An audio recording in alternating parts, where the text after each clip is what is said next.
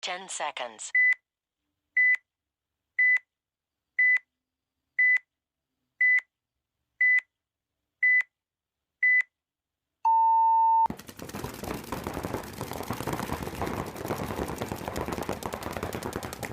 What's up, everybody? Welcome back to the View from the Dead Box. It's your hosts. We are here again with another weekly podcast. Meet your paintball needs.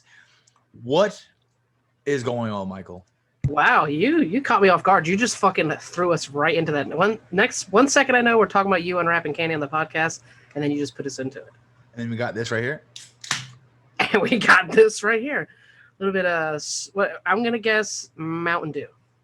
You are correct. I am correct. Okay. This is the new Major Melon Mountain Dew. No, Oh. it's kind of weird. Fair enough. So like a weird taste. It's a watermelon Mountain Dew. Oh, that is kind of strange, I guess. Yeah. That'd be like a good summertime thing. Yeah. Interesting. Perfect for the winter. Yeah, perfect for these heavy winters we get here in the southeast. Speaking of heavy winters, Uh-huh. the weather was great this weekend. I know it's supposed to be hot the rest of the week too. Thank God. I know. It speaking of the weather, that warmer weather we had definitely helped our paint issues from the last podcast. Yeah. And then you can tell when it's a lot colder, that paint just does not want to shoot at all. It is awful. But hopefully that's changing. That will be changed this Friday. That is Nice. changed. Good. To go. Good. Good So what happened this past weekend? We had 843 out and some other Charleston people. I think we had a good little scrimmage with them. We had a great scrimmage, yeah. And I think it's like iron sharpens iron, you know what I mean? It's great to have competition out of the field. Yeah. I think it brings out the better in everybody in general. Oh, actually. absolutely. Because we go back and forth with each other pretty evenly, and then we have some games that this past weekend especially, we had some grinding games. Like, they definitely went over 5 minutes, which there was one time I was going to call it, but I was like, at X-Ball, that could happen, obviously. Yeah. So I was like, let's just let these play out, because if it was an X-Ball game, you could very rarely play a 7-minute game or something. You still got time on the clock. Like, not much, but it completely changes how that whole match is going to play. So I was like, I looked at Courtney, and I was like, let's just let him ride. Like, just keep him going. Like, it was pretty stalemate-ish. It was like one of the points was like a 4-on-5, and I was watching, and I was like, oh man, like, both guys in the snake are like moving up and down the snake 1, snake 2. And we're playing, for those of y'all who don't know, the MVPS layout is what we have up currently. So it was good. What do you think about that layout? I like it. I hate to use the word traditional, but it is very D side straight, snake side straight, heavy inside. It has a little more stuff in the middle than I typically like to have because it blocks a lot of the lanes up. Yeah, but it's okay. We seem to be getting a decent amount of kills on each side depending on where we're shooting at. So you just have to guess the right bunker they're going to, because before you can, in a lot of other layouts, you can kind of just shoot one lane and pick up 2 or 3 bunkers. But this is kind of like you have to shoot for the one bunker you want and pray to God that goes to it, because there's not a lot of lanes that cut off other bunker runs. Yep. To me, it seems very zony. You know what I mean? Like, you get to a bunker, you can see this, and then you also know, okay, well, if I can see this, then my teammate, depending on where he has this zone, and you can trade off with each other very easily. At least that's how I feel with this layout. It looks like it plays really fast, and it kind of does early, but then it can also be very defensive. Yeah.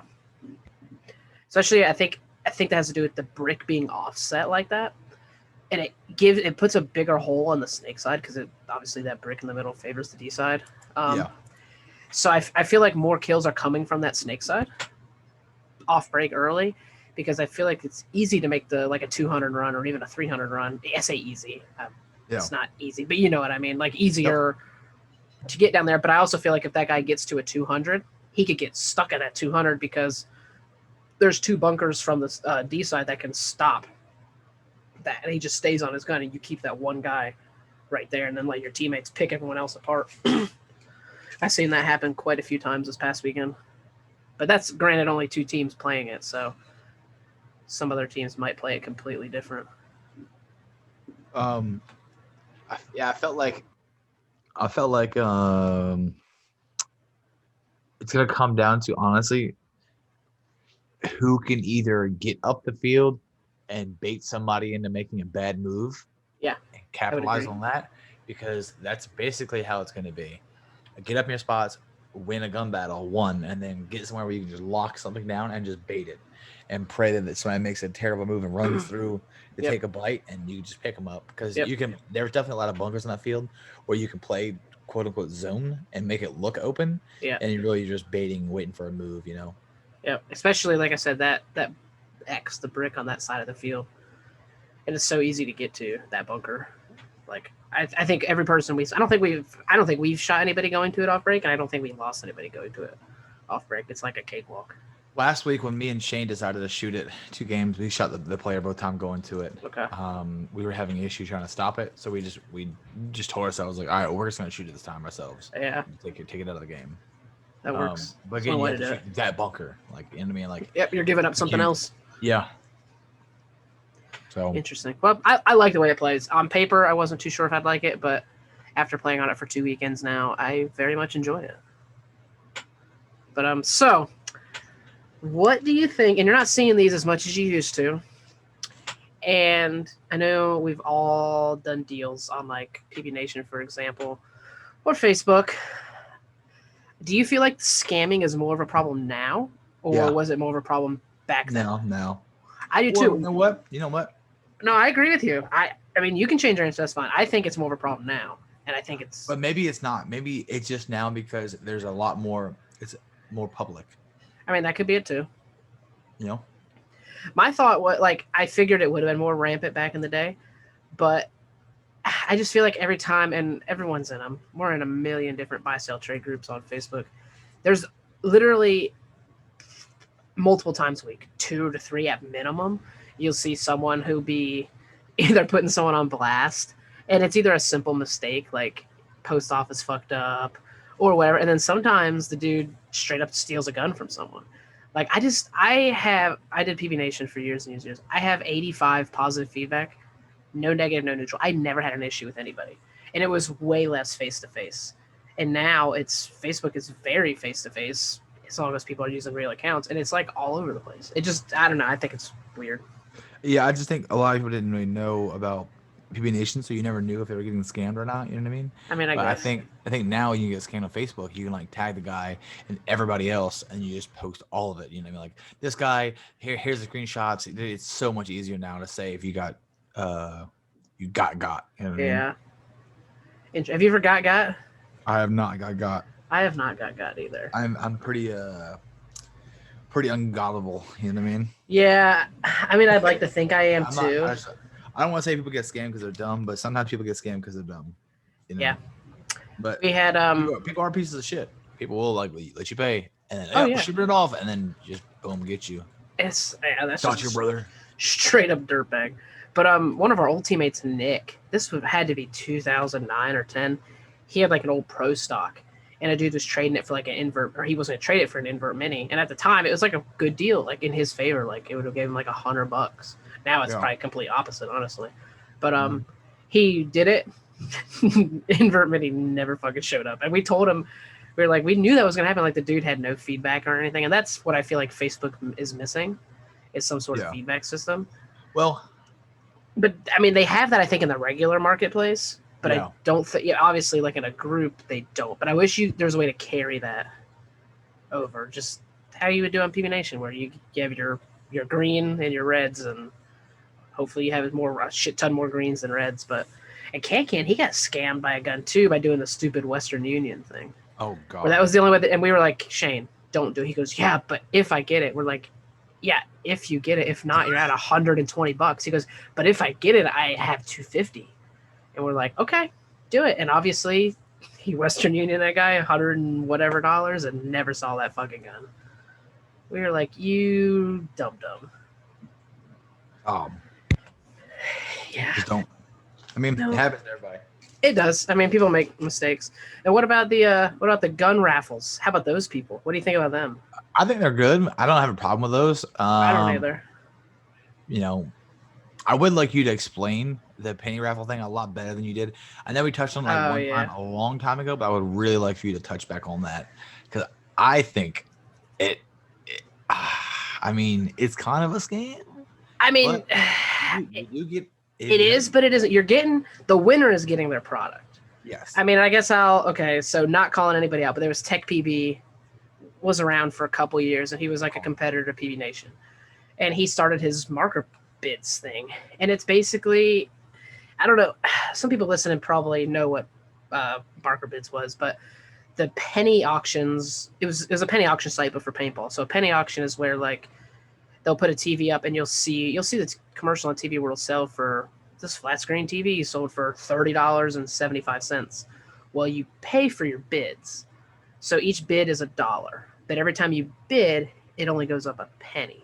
So it'll start at 0. So one bid that costs you $1 to pay for your bids. You buy however many bids you want, and it goes up a penny. So if your one bid gets it, that TV costs you $1 and a penny. But when a TV sells for like $30.75, the company made $3,070 plus the $30.70. And you might, if you bid 50 times, then you got that TV for less than $100. It'd be $80, which is a great deal. Which is a great deal. So it's 100% legit, and I think it's like the raffles, when they say like yeah, LV 1.6, let's just say $1,000, and they say $10 a spot, 150 spots. You're like, oh, that's more than $1,000. You know what I mean? So, it just depends on how you want to do it. Really. Yeah, I mean, I've never done any of those raffles because I'm too cheap, but I I actually think it's a good idea, and I'm surprised. Obviously, Facebook cracks down on that stuff. It's illegal. But it's 100% illegal. I think it's cool. I used to they were more popular a couple years ago, and you'd see people all the time. Waffles, yep. And people would get their product, obviously, because it's not a scam. It just makes you feel like real shitty about yourself when you don't, because you're like, oh, I bought 3 spots for $10. I sent the dude $30. I didn't get shit, but the one dude who bought one for $10 won the $1,500 gun. It's like the fuck. Or you'll have a dude who's like, I'm gonna drop 500 in. I'm guaranteed to win. And then he does it, and he's like, "Oh shit, I'm out $500." And the dude spent $30 and won. It's like, Jesus Christ! This is what it is, Chief. Yeah. That's fine. I was thinking about those at work today because I know we had talked about that a couple different times, like off air, obviously. I'm gonna send you a link, so I hope this is the correct link. I'm either gonna send you that or it's the right link. Mm-hmm. Send you a bunch of dirty pictures. So that link is Alex Fragi and Oliver Lang's headband company. I can't pronounce it. Hormesis. I don't know how to say that, but it's Hormesis Paintball. What do you think of these? Like Hormesis, maybe. Hormesis, yeah. However we want to do it. We're definitely not English teachers here. I actually really am upset I didn't get a chance to get one of these, because if you're they're already sold out. They are already sold out. I really like the black one and the blue one. Yeah, the black and the blue look really good. They're very. It looks like they come in like a box too. Like they're supposed to be very like. I'm gonna use the word classy for paintball stuff. That sounds super weird, but they're trying to give like some paintball some flair to it, which paintball's already had its own. Why is Oliver doing stuff with bum ass Ryan again? Well, I mean, they're friends. They don't like each other. Yeah, I think they're more friends probably now that they got out of it. You know what I mean? Because that's got to put some stress when you are, you know what I mean? You're some of the best people in the world and you're competing with each other. Yeah. But every single one of these is sold out. Which one's your favorite? There's actually more. The black and gold for now, honestly. The black and gold? Yeah, that one's nice. I didn't realize they were doing bandanas too. I don't know, but that's a new little company they got going. How have we not heard anything about this? I know. I saw it on PB Nation. This is why I kind of brought it up. I saw it last week, and I was gonna bring it up then, but it didn't really fit in with what we were talking about. So I was like, I'll just skip over that and save it. I'm gonna look at the initial date when this was posted because it's not new. Oh, really? Yeah, it's not new. It's new-ish. I just signed up to be that know when new shit's coming. Yeah. So we shall see. Oh, Well, that I guess one. it was the beginning of this year, the very beginning of the month. So January 7th. Oh, So it's newer than I thought. I thought it was June. I thought it was like a couple months old. yeah, they make a ton of them. Yeah. Do they sold out instantly every time? I don't know. Like I said, I mean, it's still. I actually Every like single one sold out. So the one called the One Trick Pony. I really like too. that's what I was just saying. I said, Yeah. ooh, 1 2 20. Oh, and they only made 100 of each. Yeah, well, some of them are 85, I think. Yeah. Each 100 head is handmade, hand dyed. I mean, yeah, they look really nice. I mean, I like the I believe he's out of Florida, the Charm City Yeah, headbands. That's who the two I have are both of his. Charms. I haven't seen anybody using Charm City, Yeah. but I've heard about them before. They say they're pretty good. I guess they're kind of rare. I don't know if they're rare. I mean, like I said, they're he makes them to order, not to order. He'll make like a run.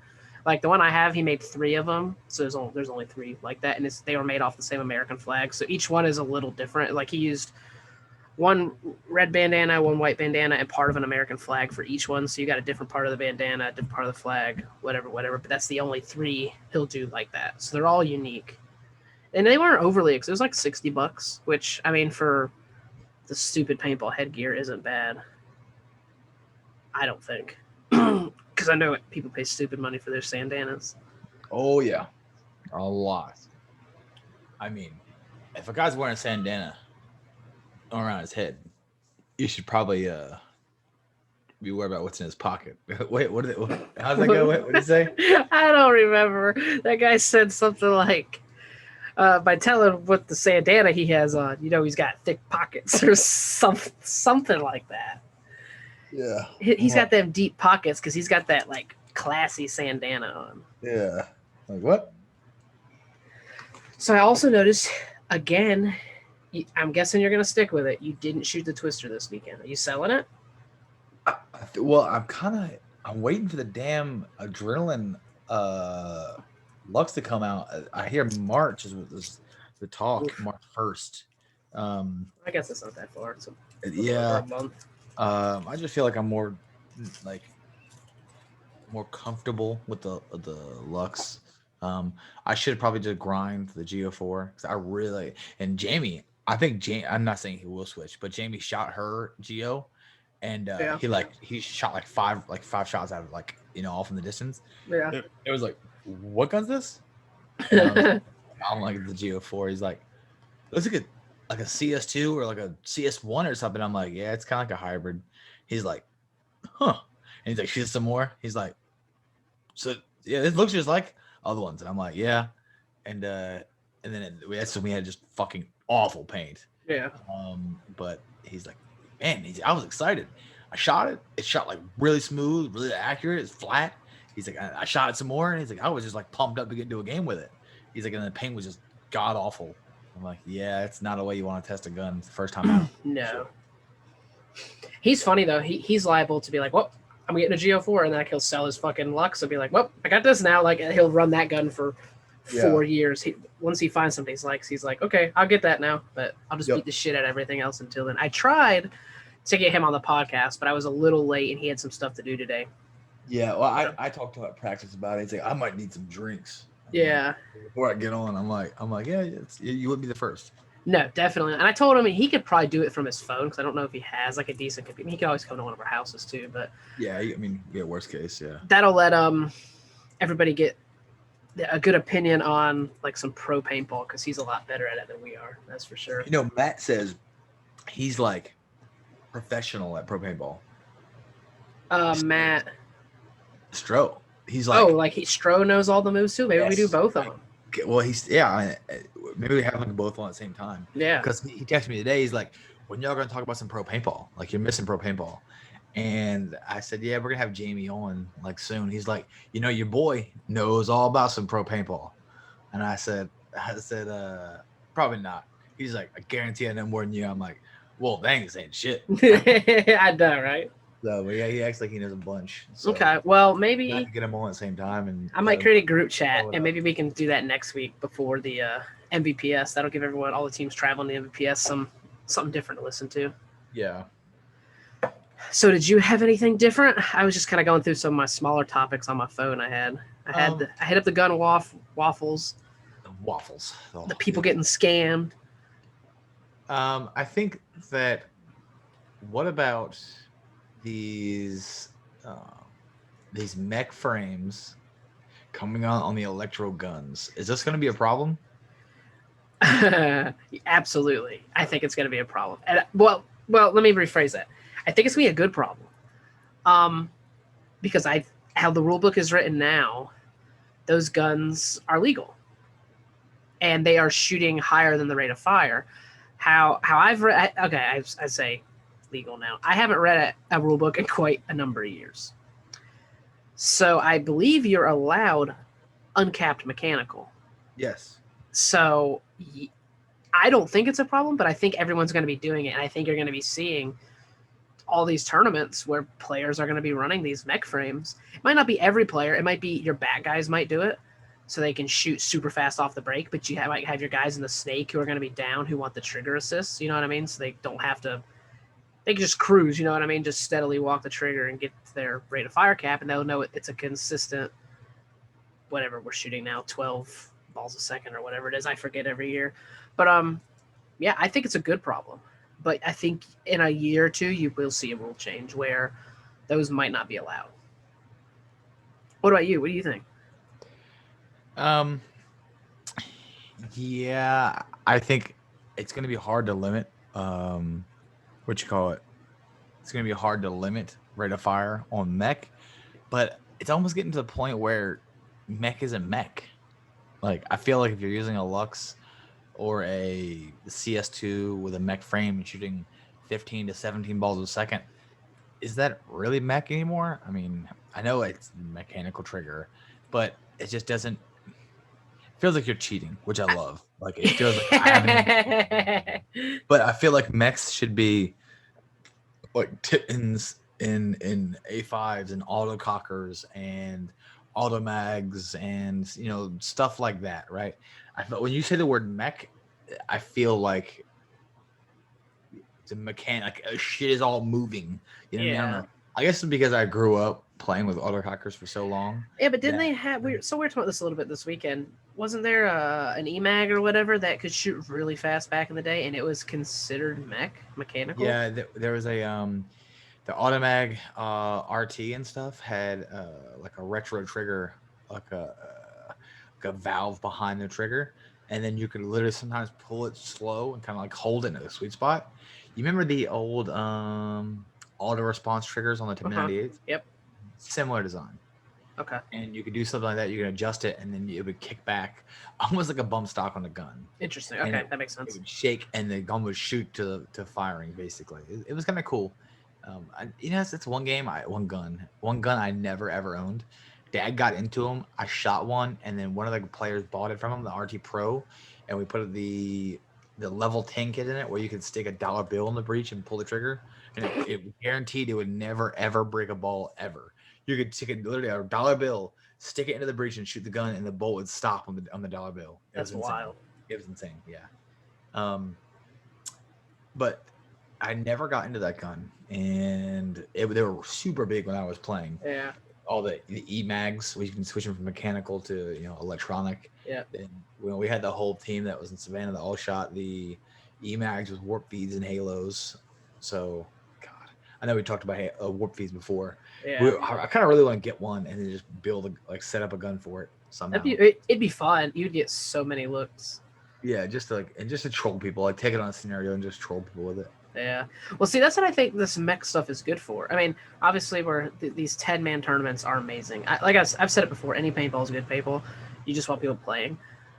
But I think we're going to come across a problem because we play in Florida and there's all these big 10-man events there. You're going to have some players that are going to be like, well, I can shoot 14 balls a second with this mech, or I can go shoot my Lux or whatever, and I'm shooting 12-2, 12-3, whatever the fuck it is. Yeah. It doesn't sound like a lot, but if you had 5 guys doing that, that's a heavy increase. But like I was saying, I don't think you'll see some of your front guys doing that. Or it could be the opposite. Maybe your back guys won't because they're going to want to come off the box and go right to their 12-3. But then your guys in the front who might be in the snake, he might be running a mech because he can shoot faster if he's going down the wire. So I don't know. I think you could do it, which I think I'm saying I think a lot would be interesting because it'd almost be like seeing different people with different guns. Like, oh, this gun can shoot a little faster, and you would get a variety. And it's almost how paintball used to be when you had things that were uncapped, where an intimidator might be shooting, I don't know, 20 balls a second, and then a die gun was shooting 16 balls a second or whatever. So it made a difference to what gun you were bringing out there, which I think would be cool. Like, that's a time of paintball I missed. And I don't want to say tournament paintball got boring when everyone was shooting 12 balls a second, but it is when people started shooting, everyone shoots. I mean, yes, Lux's, Planet Eclipse, and die guns are your biggest, and your Bob Longs probably after that, or your field ones, however you want to do it. That's, in my opinion, how most guns are. And then you got all your smaller stuff, your shockers, and that's not a knock on any of these guns. Most mid to high end guns now are all pretty good, but I think we can get some variety now, which I think would be just refreshing for the sport. I guess my thing is, I don't ever see it going that way again. I see it being the top 3 brands. That's how it's going to stay. I mean, at this point, I'll be honest with you, I don't see Die as a top brand anymore. I see them more as like a Valken. And I say That's that fair. Yeah, because I think personally, I feel like Valken's dog shit. Personally, and I feel like that's how Die has became. Like, I know I mentioned the last time about their cup footprint and everything. Yeah. And, like, there was just nothing there, and it's just insane. And I feel like only the guys shooting those guns. There's no teams going out of their way to get those guns, right? There are tons of teams that are like divisional teams that buy Luxes and CSs and Geos, right? Yeah. But there's not really teams that are like, dude, I cannot wait to go buy my new M3. There's not a fucking soul. Never been said ever. Yeah. The only guys doing that are the pro teams that are being like beat with a baseball bat, forced to shoot those guns. And that's not a knock on them, but they're not. I think Die has moved away from what they got big on doing. Like, Die back in the day when you had a Die gun, I felt like it was the best quality gun. Like, besides probably Bob Long guns, you know what I mean?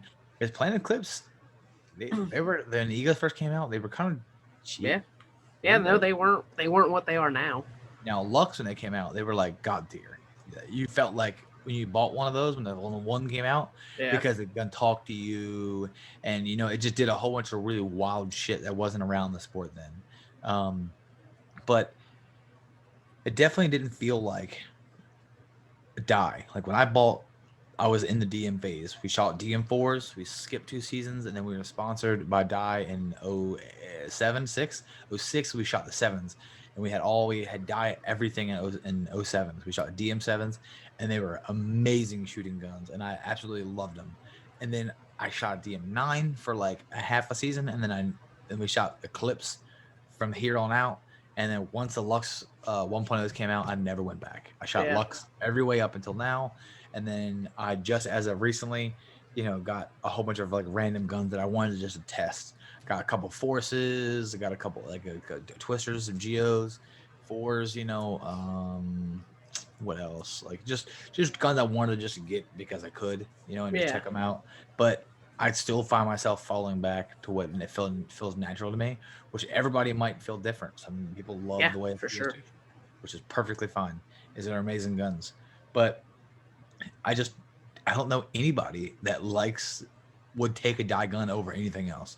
Like, I think if I went to literally 100 people on the paintball field, had a brand new Die M3, is it Plus or S, whatever the newest one is, I don't even know, in a box, and a brand new X in a box, and said, which one would you take? I bet literally 100 people would grab the X. Yeah. Even if they're like playing Eclipse like nut swingers, they would grab the X. Oh, for sure. It's just Die, and to me, I feel like Die just fell off. It used to not be that way, man. Die was like top of the food chain. They were like best clothing, best hoppers, best masks, like they had everything. They were like literally the big dog on the street, and now they're like Pee Wee Herman. Like they're just shit. I mean, honestly, think about it. I mean, no, I mean you're right. I am thinking about it. The only what do they offer to the sport now? I mean, Nothing. the only thing that I would A use from hopper? them Like, now would be that's the mask. I would wear an I5. That would be it. Nah. I wouldn't use an R2. If you wear a push, you'd wear a push over an I5. It's the same mask, but actually has like a half-inch lower like fucking protection on it, and the features on it are better. I mean, yeah, but that's what I mean though. That's like the only thing I would use. I wouldn't touch an R2. That's what I'm saying. So they don't offer anything. Yeah. It's like, oh, dude, do you see that new, die hopper? Like, no, it's the same rotor. It's been the same rotor for fucking 8-10 years. Yeah. I mean, there's literally no difference. It's sad. I mean, they're gonna go under sooner or later. They're gonna fucking die. I mean, I hope not. Just like Angel.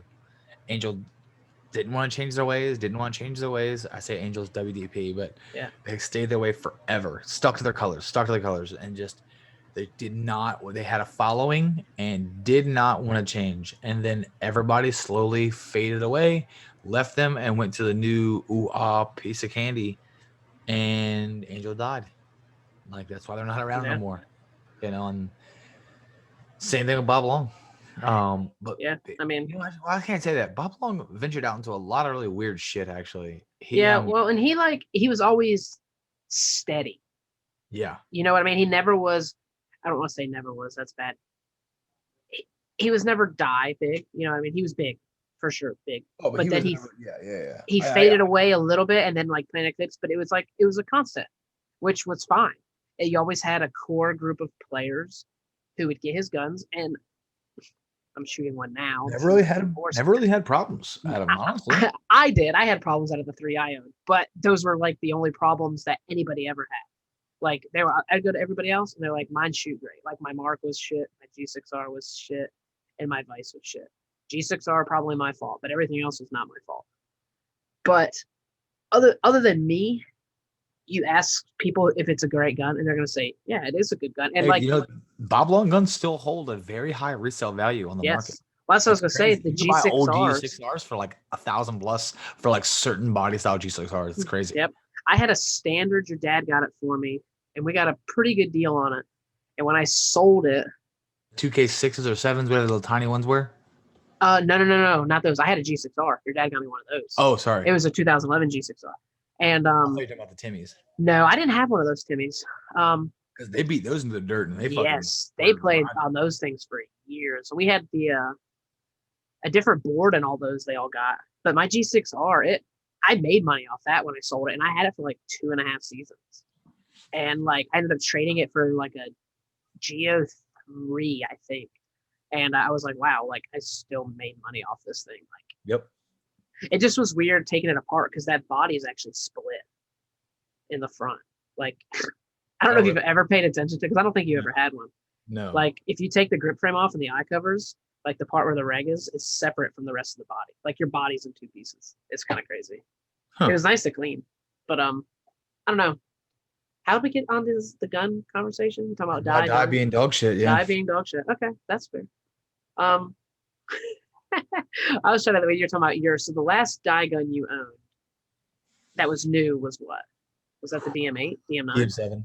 DM7. Okay. Yep. I got a DM. I guess it wasn't technically. It was like a month old. I got it from Alex. I had a DM13, and after that's the last die gun I ever had. And I got a good deal on that. And I think the DM14, in my opinion, was the last good one. And that's the first year they got rid of like the macro line. I think, in my opinion, that's the last one I would buy. I got upset when they took out the adjustable LPR and stuff like that. Like that would have been like 2009 or 10. 10, yeah. I think 10. Yeah, I felt like